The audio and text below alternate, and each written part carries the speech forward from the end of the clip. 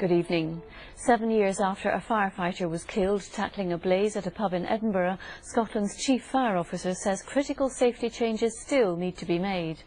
The Scottish Fire and Rescue Service has published a report which lays bare the mistakes made that night, and while some progress has been made, it points towards urgent reforms. Stephen Godden reports. It was July 2009. Ewan Williamson became the first and only officer to die on duty for the Lothian and Borders Fire Brigade.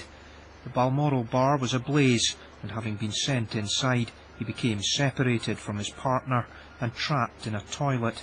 When colleagues tried to rescue him, the pub floor collapsed. A criminal investigation into what happened here that day followed, and by the time the case reached court, Lothian and Borders had become part of a single Scottish Fire and Rescue Service which admitted health and safety breaches and was fined £54,000. A year on, they've published a report setting out lessons learned. We are committed to delivering these recommendations so that the legacy for Ewan Williamson is that his firefighter colleagues can be as safe as they can possibly be in the inherently dangerous environment in which firefighters always have to work in.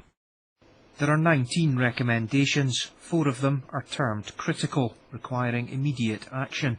Those 4 reflect the report's wider themes: a need for unified protocols, more training and better resourcing on the ground at complex incidents like the Balmoral Bar.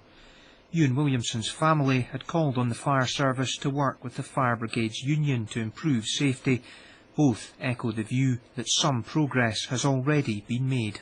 The Safer Firefighter project has been set up to ensure that the lessons identified in this report and from the incident will be embedded within the culture of the organisation. We will ensure that those lessons learned do ultimately achieve the improvements that we expect. Almost 7 years on, a legacy for those who follow in Ewan Williamson's footsteps. Stephen Godden, reporting Scotland, Edinburgh.